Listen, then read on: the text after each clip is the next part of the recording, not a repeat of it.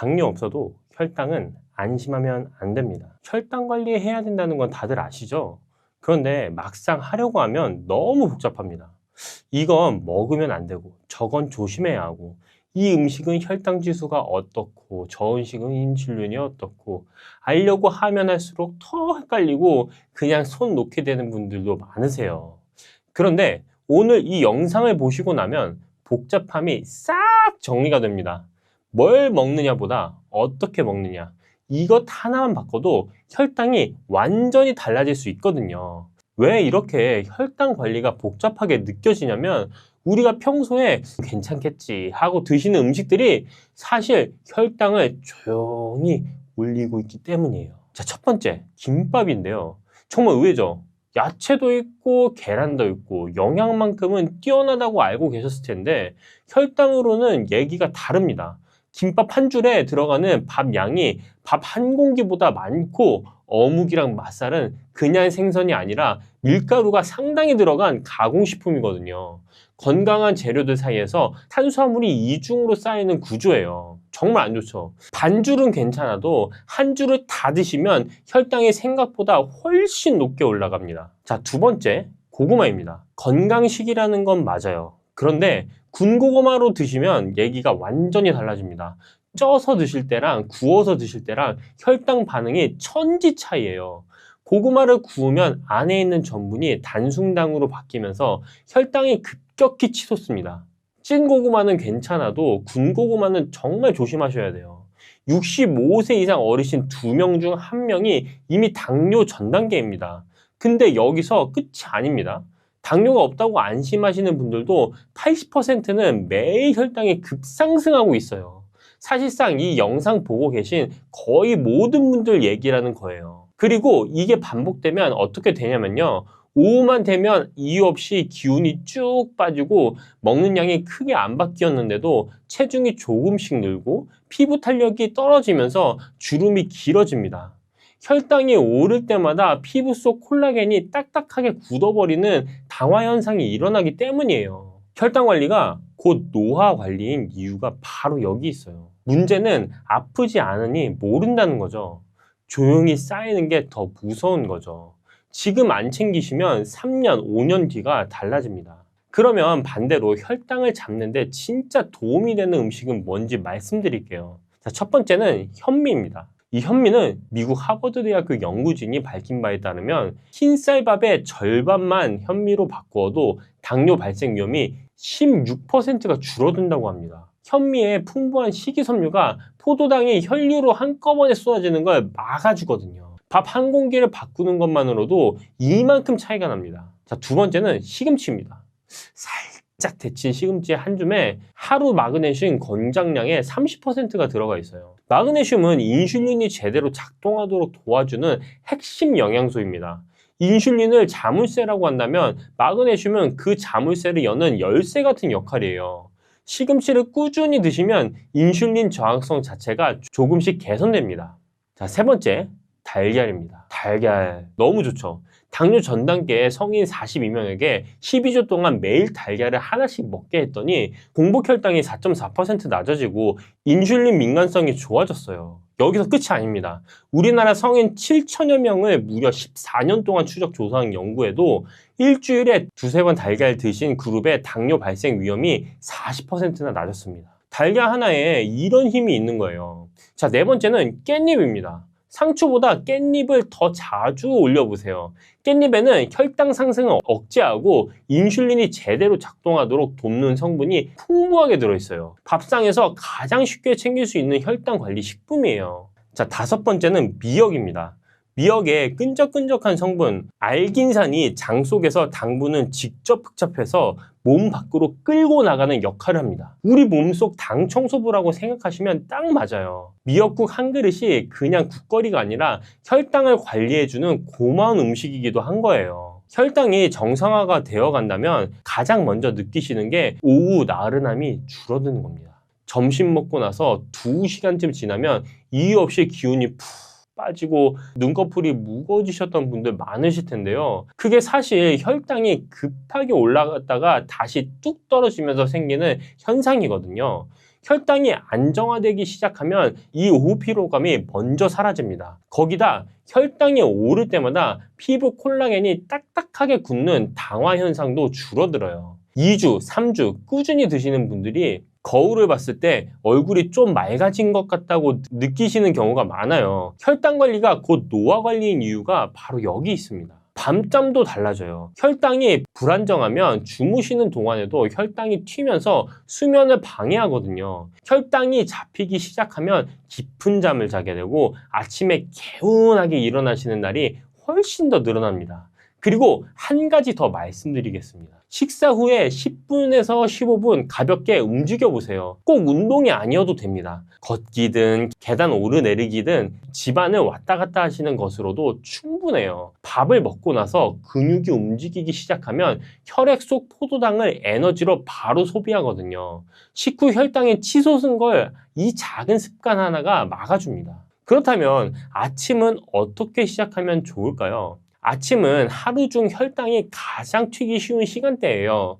자고 일어나면서 코르티솔이라는 스트레스 호르몬이 분비되는데 이 호르몬이 혈당을 끌어올리는 작용을 하거든요. 이미 혈당이 오르기 쉬운 상태인데 여기에 바로 밥이나 빵을 드시면 혈당이 한 번에 치솟는 구조가 만들어집니다. 그래서 제가 요즘 챙기는 게 있는데요. 아침 식사 20분에서 30분 전에 올리브유를 한 스푼 먹는 거예요.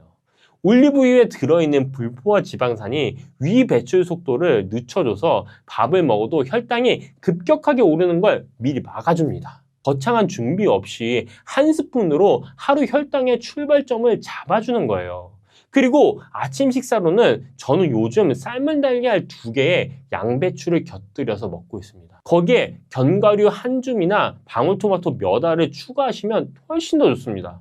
씻어서 바로 드실 수도 있고 준비할 것도 없는데 식이섬유에 항산화까지 생길 수가 있어요. 탄수화물보다 단백질과 식이섬유로 하루를 열면 우리 몸이 혈당을 안정적으로 유지하는 방향으로 하루를 시작하게 되거든요. 식사 순서 바꾸는 거 많이 들어보셨죠? 채소 먼저 먹고 밥은 나중에. 맞는 말이긴 한데 오늘은 그것 말고 바로 실천할 수 있는 걸 말씀드리겠습니다. 자, 첫 번째는 흰쌀밥을 현미나 잡곡으로 바꿔보세요. 당장 100% 바꾸실 필요는 없어요. 밥솥에 현미 조금 섞는 거 생각보다 어렵지 않습니다.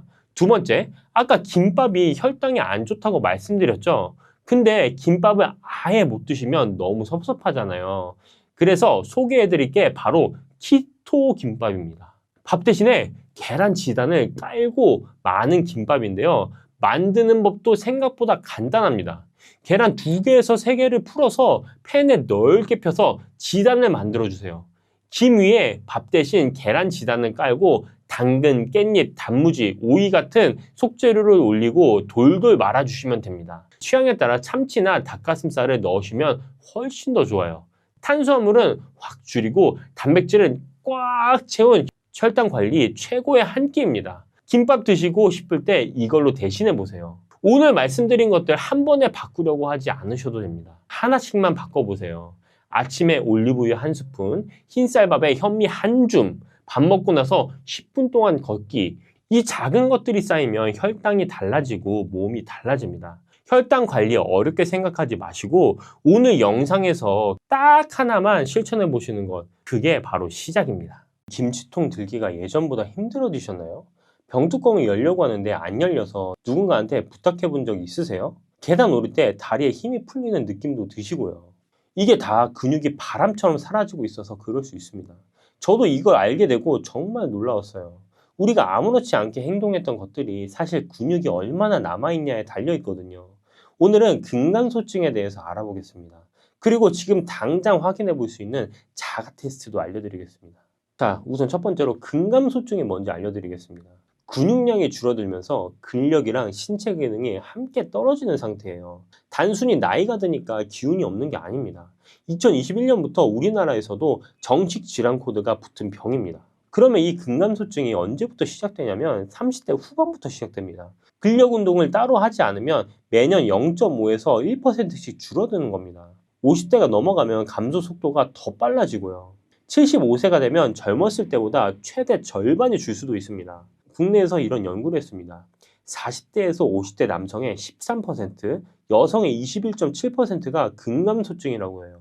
60대 이상으로 올라가면 남성의 21.6%, 여성의 30.7%로 확 뛰어버립니다. 65세 이상 인구의 10%에서 28%가 해당된다는 연구도 있고 80세 이상에서는 절반 이상이 근감소증이라고 합니다. 병원 찾는 환자 수도 늘고 있습니다. 2020년에 37만 명이었던 게 2024년에는 41만 명으로 11%나 증가했습니다. 그리고 이게 남 얘기가 아닐 수 있는 이유가 한 가지가 더 있는데요. 근감소증은 본인이 잘 모르는 사이에 진행된다는 겁니다. 천천히 근육이 빠지니까 어느 날 갑자기 김치통을 못 들게 되는 겁니다. 그러니까 지금 아무 이상이 없다고 느끼시는 분들도 한번 확인해 보시는 게 좋습니다. 제가 아까 테스트하는 방법 알려드린다고 했죠. 오늘 이 집에서 간단하게 할 수 있는 테스트를 제가 알려드리도록 하겠습니다. 첫 번째는 종아리 둘레를 재보는 거예요. 가장 두꺼운 부분입니다. 남자는 34cm 미만이거나 여자는 33cm 미만이라면 근감소증을 의심해 봐야 됩니다. 종아리에 근육이 많이 몰려 있거든요. 근육이 빠지면 여기가 먼저 얇아집니다. 자, 두 번째는 손을 짚지 않고 의자에서 앉았다 일어서기 5번을 12초 안에 할 수 있는지 해보시는 겁니다. 이게 5번 하는 게 12초가 넘게 걸리신다면 근감소증 가능성이 훨씬 높아집니다. 자, 세 번째는 걸음 속도입니다. 6m를 걷는데 6초 이상 걸리신다면, 즉 초속 1m 이하로 걸으신다면 근기능이 떨어진 거라고 볼 수 있습니다. 자, 이 영상을 보시면서 앉아서도 할 수 있는 것들이죠. 한번 이 테스트를 해보셨나요? 여러분은 결과가 어떻게 나오셨나요? 좋은 결과가 나오셨기를 바라겠습니다. 이 근감소증을 그냥 두면 어떻게 되는지 알아야 됩니다. 낙상 위험이 커집니다. 골다공증이 동반되면 낙상 위험은 최대 3.3배, 골절 위험은 최대 4.4배까지 증가합니다. 그리고 근감소증이 있는 노년층 남성은 사망하시거나 요양병원에 입원한 비율이 정상 노년층보다 5.2배가 높았다는 연구 결과도 있습니다. 최근에는 8배까지 올라갔다는 얘기도 있습니다. 이게 무서운 이유가 또 있는데요. 한번 낙상을 경험하면 무서워서 신체 활동을 줄이게 됩니다. 활동을 줄이면 근육이 더 나빠지고, 근육이 더 나빠지면 낙상 위험이 또 높아지고, 이 악순환이 결국 요양병원으로 이어지는 겁니다. 근감소증 예방에 가장 중요한 게 두 가지인데요. 운동과 단백질입니다. 근육이 나빠지면 낙상 위험이 또 더 높아지고, 이 악순환이 결국 요양병원으로 이어지게 되는 겁니다. 이 근감소증을 예방하는 방법도 아는 게 정말 중요하겠죠. 근감소증 예방에 가장 중요한 게 두 가지가 있습니다. 운동과 단백질. 먼저 운동을 한번 볼게요. 많은 분들이 걷기 운동을 하고 계시잖아요. 걷기가 나쁜 건 아닙니다. 근데 걷기만으로는 부족합니다. 나이가 들면서 감소하는 건 속근이에요. 속근. 빠르게 힘을 내는 근육이거든요. 이걸 키우려면 근력 운동이 필요합니다. 일주일에 2번 이상 하루 20분 정도 근력 운동을 하시는 게 가장 좋습니다. 집에서 할 수 있는 가장 쉬운 운동은 의자 스쿼트입니다. 의자 뒤에 서서 천천히 앉았다가 일어나는 겁니다. 무릎에 부담이 덜하고 허벅지 근육을 효과적으로 쓸 수 있습니다. 이게 좀 익숙해지시면 의자 없이도 스쿼트를 한번 해보시는 거, 그것도 도움이 될 수 있습니다. 그리고 까치발 들기도 좋습니다. 까치발 들기는 종아리 근육을 키우는 건데요. 제가 근감소증 테스트로 아까 말씀드린 게 종아리에 가장 두꺼운 거 두께를 재는 거라고 했잖아요. 이 까치발 들기를 하면 종아리에 근육을 더 채워줄 수 있고 그 센치 수를 더 늘려줄 수도 있습니다. 균형 감각도 함께 키울 수도 있고요. 병원에 입원해서 일주일만 누워 있어도 근육이 하루에 1%씩 빠집니다. 그 양이 3년치의 노화와 같습니다. 그러니까 조금이라도 몸을 움직이는 게 중요한 겁니다. 자, 근감소증을 예방하는 두 번째는 제가 단백질이라고 말씀드렸어요. 근육은 단백질로 만들어집니다. 단백질이 부족하면 근육 합성 스위치가 켜지지 않아요. 근감소증이 있으면 하루에 체중 1kg당 1.1에서 1.2g의 단백질이 필요합니다. 예를 들어서 60kg시라면 하루에 66g에서 72g의 단백질이 필요한 거예요. 근데 여기서 중요한 게 있습니다. 저녁에 한꺼번에 몰아서 드시면 안 됩니다. 단백질은 먹는 순간 근육 합성 스위치가 켜집니다. 저녁에 한 번만 먹으면 스위치가 하루에 한 번만 켜지는 거예요. 하루에 한 번 켜졌을 때 나올 수 있는 근육 합성량은 제한되어 있습니다. 그래서 아침, 점심, 저녁에 골고루 나눠 드시는 겁니다. 한 끼에 20g씩 나눠 드시는 게 근육을 가장 효과적으로 만들 수 있는 겁니다. 좀 약간 부담스러울 수 있잖아요. 특히 아침에 일어난 지 얼마 안 됐을 때.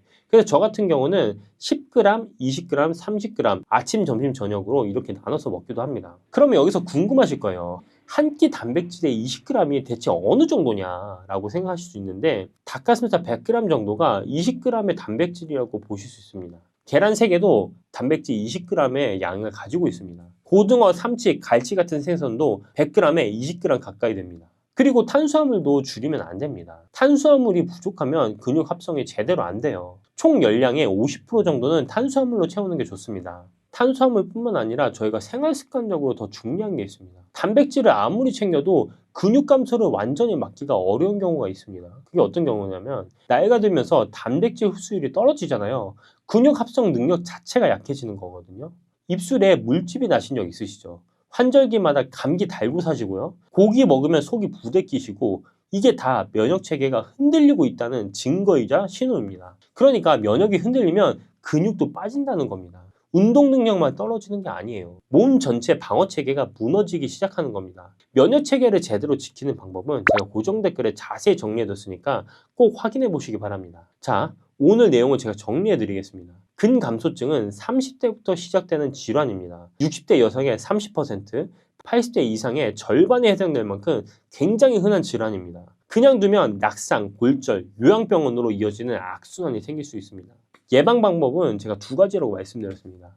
근력 운동을 일주일에 2번 이상 하시는 거, 단백질을 3끼에 나눠서 한 끼에 20g씩 드시는 거, 내가 근감소증인지 아닌지 알 수 있는 방법은 종아리 둘레를 한번 재보는 거, 그리고 이 단백질 합성이 더 잘 이루어지도록 우리 면역 관리를 하는 거, 이렇게 말씀드렸습니다.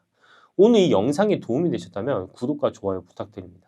감사합니다. 이런 초록잎 홍합 이런 게 있거든요. 이건 어떤 건지 좀 초록잎 홍합은 역사적으로 굉장히 오래된 애예요. 이게 뭐 1980년대 그때부터 이제 이미 연구가 되게 활발하게 되어 있었고 특히 이제 뉴질랜드 지방에서 나는 특이한 생물 소재이고 이게 뉴질랜드에서만 나나요? 네. 이거는 연구도 굉장히 많이 되어 있고 이 초록잎 홍합 자체는 관절염에 굉장히 효과적이라는 논문도 굉장히 많이 발표가 되어 있습니다. 그럼 초록잎 홍합은 기본적으로 어떤 성분이 들어있는지 좀 얘기해 주시면 좋을 것 같아요. 초록잎 홍합에는 좀 특이한 오일이 들어가 있어요. 우리가 이제 오메가3 하면은 DHA랑 EPA가 유명하죠. 네. EPA 같은 경우는 탄소가 20개에 이중결합이 5개가 있는 지방산이고 DHA 같은 경우는 탄소가 22개에 이중결합이 6개 있는 지방산입니다. 하지만 이 초록잎 홍합에는 그거보다 하나가 더 들어가 있어요. ETA라고 해서 탄소가 20개인데 이중결합이 4개짜리가 들어가 있어요. 우리 몸속에서 염증을 유발하는 관절염 같은 경우도 그 재료로 쓰이는 맨 위에 있는 게 아라키도닉 엑시드라고 합니다. 근데 아라키도닉 엑시드도 탄소가 20개에 이중결합이 4개예요. 그런데 초록잎 홍합에는 ETA가 들어가 있죠. ETA가 에코사 테트라 에노익 엑시드인데 그러니까 얘는 EPA보다 아라키도닉 엑시드의 패스웨이에 더 잘 들어가고 얘가 거기에 껴서 들어가면 밑에서 나오는 물질들이 다 항염증 반응을 확 죽여버리는 거죠. 오메가3도 항염증 효능이 굉장히 좋다고 만성염증을 억제하는 데 되게 좋다고 하지만 초록잎 홍합에 들어가 있는 ETA가 키 성분이에요. 키 성분. 그게 들어가 있기 때문에 이 초록잎 홍합을 복용을 했을 때 관절염 뿐만 아니라 더 나아가서는 만성염증을 완화하는 데도 굉장히 도움이 될 수 있다. 실제로 ETA는 굉장히 특이한 성분입니다. 관절염과 관련된 임상은 굉장히 많이 되어 있어요. 조금 더 생각을 확장을 해보면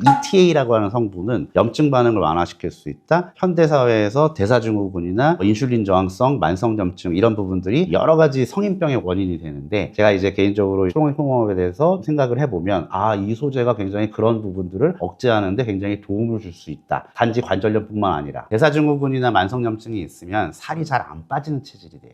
근데 이것만 먹는다고 다이어트 되진 않죠. 그건 거짓말이고요. 만성염증을 억제할 수 있는 소재들은 도움이 될 수 있다. 제가 개인적으로 공부하면서 느꼈던 부분들은 초록잎 홍합이 굉장히 사람들 건강에 도움을 준다는 생각을 해봤고요. 그리고 초록잎 홍합 자체는 무릎 관절에 성분으로 사용될 수 있는 여러 가지 성분들이 있어요. 콘드로이친 뭐 이런 것들이에요. 그러니까 그런 성분들도 함유되어 있다. 그렇기 때문에 초록잎 홍합 제품들 중에서는 오일만 빼서 먹는 부분들이 있고요. 요 같은 경우는 초록잎 홍합 자체를 분말화해서 먹는 부분이 있어요. 오일로 나온 제품들 같은 경우는 오일만 집중적으로 먹기 때문에 염증을 완화하는 능력은 분말에 비해서 좋을 수 있지만 분말은 오일뿐만 아니라 관절의 재료가 될 수 있는 성분들까지 같이 들어가 있기 때문에 글루코사민, 콘드로이친 이런 애들은 연골의 재료를 주는 거예요. 염증을 완화시키는 대표적인 성분은 ETA라고 하는 지방산이 있다. 이렇게 보시면 돼요. 이런 식품 같은 걸 좀 보면 그런 게 좀 궁금하긴 해요. 여기서 보면 25,000mg이라고 들어가 있는데 초록잎 홍합에 어느 정도가 들어간 건지 25g 정도 되니까요. 홍합으로 따지면 한 8 8개 정도 들어가 있다고 보일 수도 있겠네요. 홍합의 크기에 따라 다르겠지만 하여튼 네, 홍합이 기본적으로 조금 많이 농축이 되어 있다는 걸 표현하기 위해서 네. 환산을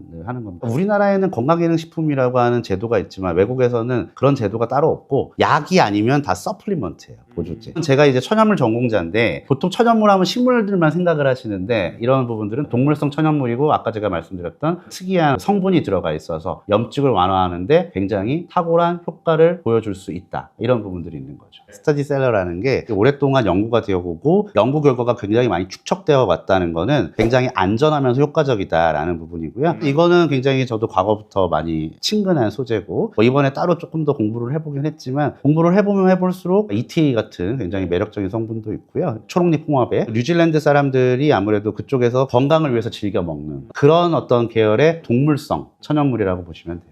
그럼 이런 초록잎 홍합 같은 경우는 아까 예방으로도 좋다고 말씀하셨는데 실제로 아프신 분들이 이 보조제로 먹어도 괜찮은 그렇죠. 이거는 아무래도 무슨 의약품이 아니기 때문에 물론 의약품만큼 강력한 효과를 나타내지는 않습니다. 그렇지만은 젊으신 분들 같은 경우도 관절 자기가 운동을 많이 하거나 아니면 뭐 육아를 한다던가 이랬을 때는 이 초록잎 홍합 성분이 굉장히 도움이 될 수 있고요. 그리고 어르신들 같은 경우가 불편하실 때도 이런 걸 먹었을 때 약이랑 같이 먹었을 때 상호작용이나 이런 것도 안 생길 뿐만 아니라 이거는 그냥 오메가3 하이 버전이라고 해야 될까요? 하이. 왜냐면 ETA가 들어가 있기 때문에. 프리미엄. 그래서 오메가3랑 같이 드셔도 전 좋을 것 같아요. 아. 필수 지방산 같은 경우는 많이 드시고 오메가3도 굉장히 괜찮을 뿐만 아니라 굉장히 좋은 오메가3보다 훨씬 더 직접적으로 아라키도닉 액시드에 의한 염증 매개 물질을 차단할 수 있는 ETA라고 하는 성분이 들어가 있기 때문에 뭐 예방적 차원이라든지 아니면은 실질적으로 관절염에 걸리신 분들이 간접적으로 도움을 받을 수 있다. 이 정도로 보시면 될 것 같습니다.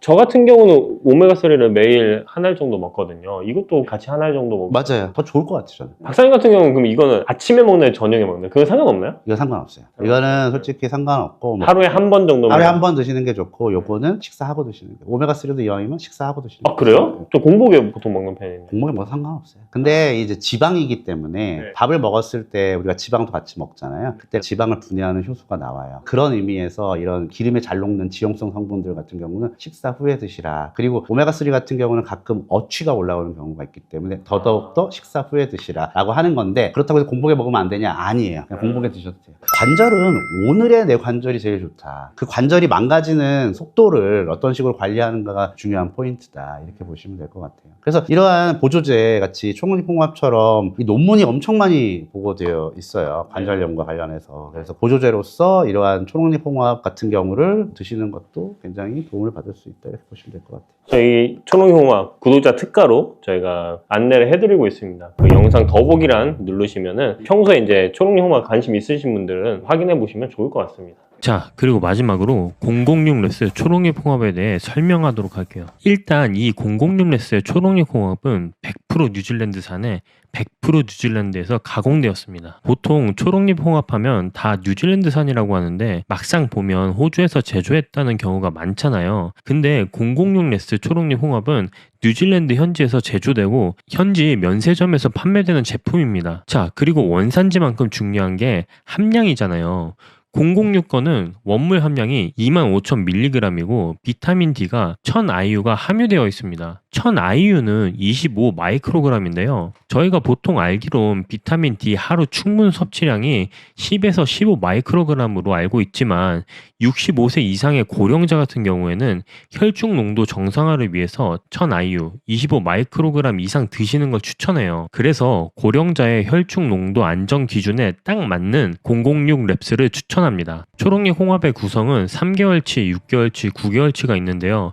한번 먹다 보면 3개월은 금방 가더라고요. 저는 개인적으로 6개월치를 추천합니다. 자세한 내용은 상세 페이지에서 보시면 어떤 종류가 있는지 따로 확인해 볼 수 있어요. 저도 아내와 육아하느라 손목이 자주 꺾이는 일이 많아서 고통스러운데 이 초록잎 홍합도 같이 챙겨 먹어서 관절을 보호하려고 해요. 관절에 좋은 성분들이 풍부한 초록잎 홍합 서로 건강 특가로 준비했으니까요.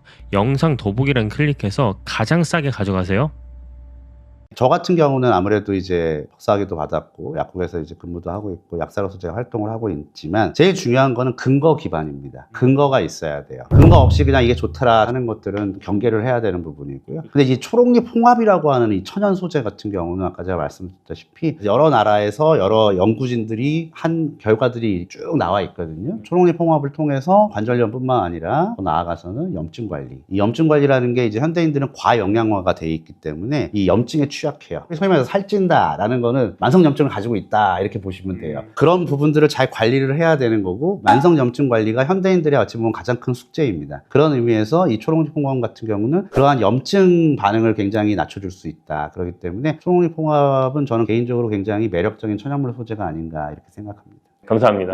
감사합니다. 귀를 통해서 건강에 대해 소통하고 있는 17년차 약사 오혜서라고 합니다. 귀랑 건강에 관련이 있나요? 네, 이렇게 큰 귀가 있는데요. 이게 네. 바로 우리 몸에 해당되는 그 혈자리들을 여기에 표현해 놓은 거거든요. 예를 들면은 이쪽은 머리 쪽이고요. 뭐 이쪽은 목 쪽이고 여기에는 췌장자리도 있습니다. 그래서 이 부분이 오늘의 주제에 해당되는 췌장자리인데요. 귀는 우리 몸의 축소판이라고 할 수 있기 때문에 아주 밀접한 상관관계가 있습니다. 췌장이 우리 몸에서 혈당 조절을 하고 소화 효소를 분비하는 기능도 하거든요. 사실 가장 걱정하시고 두려움으로 있는 것이 증상이 없이 치료가 어렵다는 그런 부분 때문에 두려움의 대상인 것 같습니다. 귀에서 췌장 쪽에 반응이 있는 분들한테는 미리 반응이 있다 말씀드리고 식이 관리를 하시거나 운동도 하시고 영양제도 섭취하시면서 관리를 하실 것을 적극적으로 좀 드리는 편이에요. 여기에 두 구역이 있어요. 여기 연골이 가운데 지나가고요. 여기가 소화기에 해당되는 부분인데 이 아래쪽이랑 이 위쪽 공간이 있어요. 그 위쪽 공간의 중심부 지점, 거기가 췌장자리거든요. 이 부분에 실핏줄이 지나간다. 여기에 어떤 반응들이 나타난다라고 하면은 췌장이 좀 힘들어하는데 라고 생각하시면 되고 간, 담낭, 췌장 같이 가거든요. 그렇기 때문에 간에 해당되는 거는 오른쪽 귀에서 봐요. 간이 이쪽이거든요. 이 반응과 이쪽 반응을 같이 봤을 때 뭔가 칙칙하고 아니면 핏줄이 서 있고 덩어리져 있고 한데 라고 하면은 췌장이 조금 힘들어하는구나 라는 거를 인지를 하시면 좋습니다.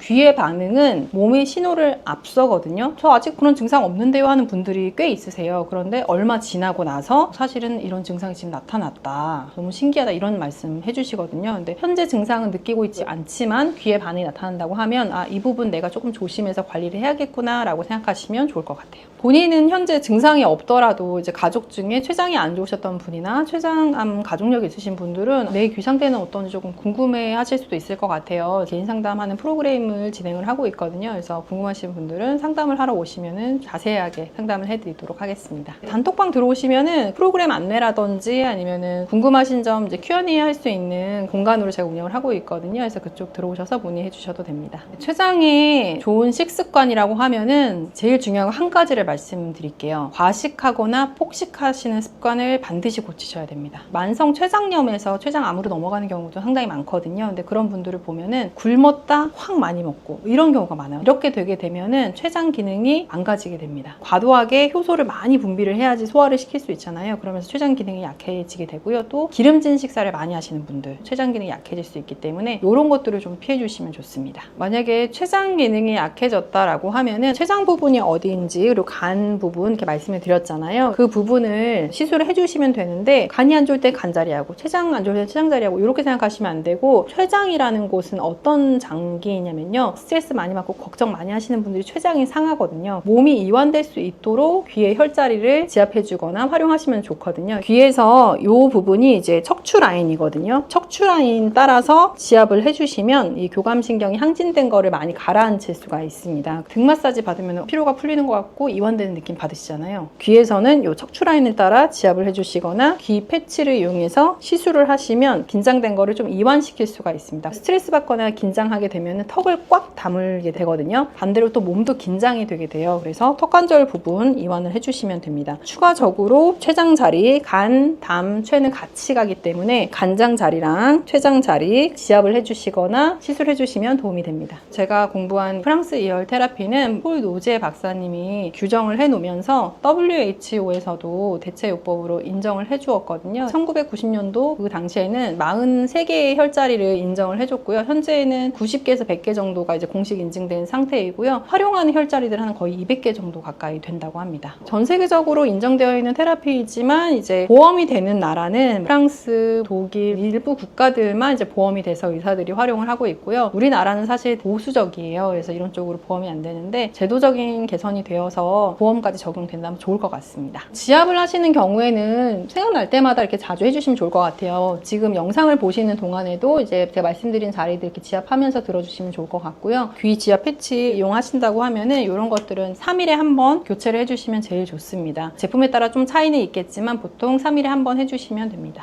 췌장이 기능이 떨어졌을 때 나타날 수 있는 겪는 증상에 대해서 좀 말씀을 드려볼게요. 왜냐면은 귀를 봐도 잘 모르겠어요 하는 분들 계실 수 있을 것 같아요. 가장 큰 반응은 소화가 잘 안 돼요. 더부룩한 증상이 있고 장에 가스도 많이 차는 증상을 겪게 되고요. 두 번째는 등의 통증을 호소합니다. 특별히 운동하거나 그런 게 아닌데 등이 결리고 아프다? 반드시 그런 건 아니지만 한번 의심해 볼 수 있고요. 그 다음에 변 상태가 바뀌는데요. 변이 기름진 변으로 바뀌는 경우에 한번 고려해 볼 수 있는 증상 중에 하나입니다. 당뇨도 췌장의 기능이 약화되면서 나타나는 증상이잖아요. 당뇨를 오래 앓았던 분들이 췌장암으로 갈 수도 있고요. 당뇨가 있었던 것은 아닌데 갑자기 증상이 나타난 경우에도 췌장암이 진행되고 있을 수 있기 때문에 고려해 볼 수 있는 상황입니다. 당뇨 조절하는 방법에 대해서는 많은 분들이 관심을 가지시고 알고 계시거든요. 관리법에 준해서 관리를 하시다 보면은 췌장 건강도 지킬 수 있으실 것 같아요. 당뇨 관리할 때는 혈당이 급격하게 오르지 않게 하기 위해서 식이를 관리를 하게 되거든요. 그래서 GI 수치라고 수치가 높지 않은 음식으로 섭취를 하라고 말씀을 드려요. 그래서 식사 습관 들이실 때도 섬유질이 풍부한 야채 종류 먼저 드시고 단백질 섭취하시고 건강한 지방 섭취하시고 그 다음에 탄수화물 섭취하시고 이렇게 식사 순서만 바꾸셔도 혈당을 조절하는 데 도움이 많이 되거든요. 평소에 식습관을 이런 순서로 하시는 걸로 하시면은 훨씬 도움이 되실 거고요. 가장 제가 지적을 많이 하는 부분이 믹스커피예요. 젊은 분들은 라떼에 시럽 추가, 카라멜 마키아토 이런 것들 많이 드시게 되면은 췌장 건강이 안 좋아질 수밖에 없습니다. 가장 중요한 거는 스트레스 관리인데요. 너무 애를 쓰거나 스트레스를 많이 받거나 하면은 췌장 기능이 상하게 됩니다. 기회가 되신다면 명상을 하시는 것도 도움이 참 많이 돼요. 그래서 내 마음을 편안하게 하는 것, 감정적인 소모를 많이 줄이는 것 이런 것들이 결국은 췌장 건강을 지키는 지름길이라고 생각이 됩니다. 생각이 많은 분들이 앉아서 명상을 하려고 하면 그 생각에 깊이 들어가게 돼서 도움이 되지 않을 수가 있거든요. 그럴 때 하시면 좋은 게 산책이에요. 산책을 한 20-30분 정도 하시면 머리도 많이 비워지고 감정적인 정화도 많이 되거든요. 그래서 걷는 거, 아니면 가볍게 뛰시는 거 이런 것들을 해보시면 도움이 많이 되실 것 같습니다. 그래서 여기 한남동으로 오신 건가요? 바로 남산타워가 원래는 제가 여기를 명상 공간으로 운영을 하기 위해서 이제 공간을 마련한 거기도 합니다. 클래스도 운영을 하고 같이 명상하는 시간을 갖기도 합니다. 클래스는 보통 제가 매월 셋째 주 토요일 날 진행을 하고 있는데요. 정보에 대한 거는 이제 댓글 보시면은 안내가 되어 있을 거예요. 그래서 관심 있으신 분들은 고정 댓글 한번 확인해 보시고요. 조금 더 깊이 있게 배우고 싶은 분들은 전문가 과정이 또 있습니다. 건강관리뿐만 아니고 내 주변에 배우자 아니면 자녀분들, 부모님 건강관리 하는데 활용을 할 수 있는 그런 지식들도 배우실 수 있습니다. 췌장이 됐든 간이 됐든 건강하지 않은 상태로 이제 향하고 있는 거잖아요. 건강한 방향으로 돌리는 게 가장 중요하다고 보거든요. 해당 부위에만 너무 집중하고 어떻게 하면 췌장을 건강하게 하지 이렇게 생각하시기보다는 건강한 삶을 살기 위해서는 어떻게 해야 될까라는 질문을 먼저 던져보시고요. 즐겁게 할 수 있는 일이 뭔가를 찾아보시면 훨씬 도움이 되실 것 같고 그런 활동을 하시면서 오늘 제가 알려드린 귀 지압법을 적용해 보시고 식이 관리할 수 있는 방법 알려드린 것도 실천을 해보시면 훨씬 도움이 많이 되실 것 같습니다.